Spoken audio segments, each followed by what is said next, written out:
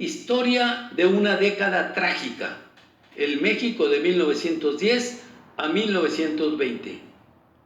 En la historia de México tuvimos épocas muy conflictivas y tiempos duros que dificultaron o retrasaron el desarrollo económico y social del país.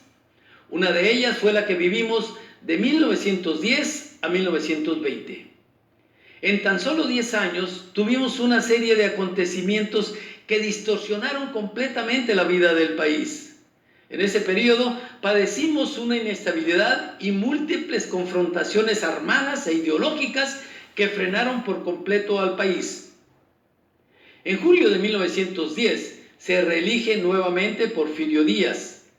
El 20 de noviembre de ese año estalla la revolución encabezada por Madero. El 25 de mayo de 1911 renuncia Porfirio Díaz. En febrero de 1913, con un golpe de Estado, toma el poder Victoriano Huerta. Unos días después asesinan a Francisco I. Madero y su hermano Gustavo. Ese mismo año asesinan a Belisario Domínguez.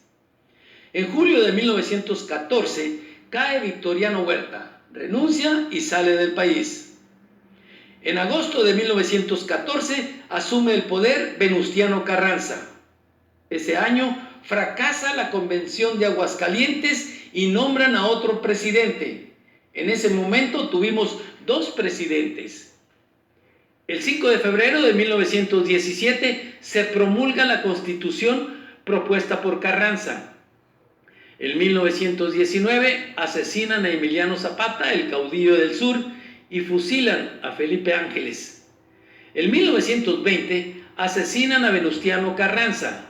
Ese año asume el poder Álvaro Obregón.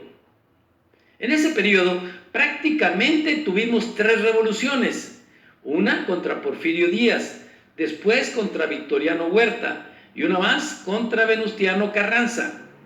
Sufrimos dos magnicidios, el de Madero y el de Carranza, además de un golpe de Estado, el de Huerta contra Madero, y en el ínter tuvimos muchas rebeliones de alzados.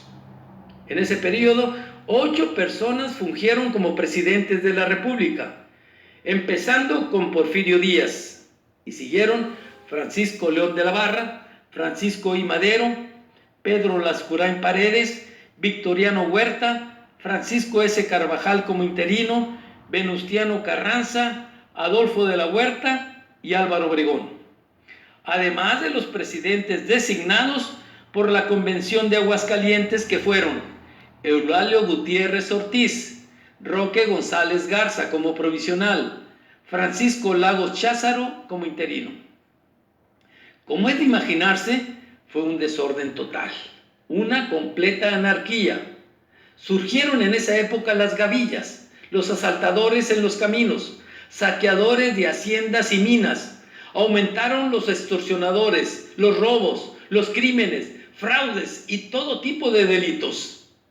El desarrollo económico se estancó, la ley era inoperante, el sistema judicial estaba desquiciado e imperó el desorden. Cayó dramáticamente la producción de bienes y servicios y los niveles de pobreza aumentaron. Hubo fuga de capitales, cayó drásticamente la inversión, muchos mexicanos salieron del país. Tuvimos muchos ejecutados en todo el territorio por los enfrentamientos armados de grupos rivales sin que hubiera castigo. Era común que aparecieran hombres colgados en árboles y postes. El número de muertos es imposible de precisar, pero se estima que fueron más de 600,000. Predominó el abuso, los asesinatos y la incapacidad de las autoridades era evidente. La clase política estaba completamente dividida y el país vivía un caos. Se enraizaron muchos vicios de protagonismo y abusos de poder que aún persisten. Estoy hablando de lo que sucedía hace 100 años. A la fecha hay algunas similitudes, por eso es momento preciso para hacer algunas reflexiones profundas.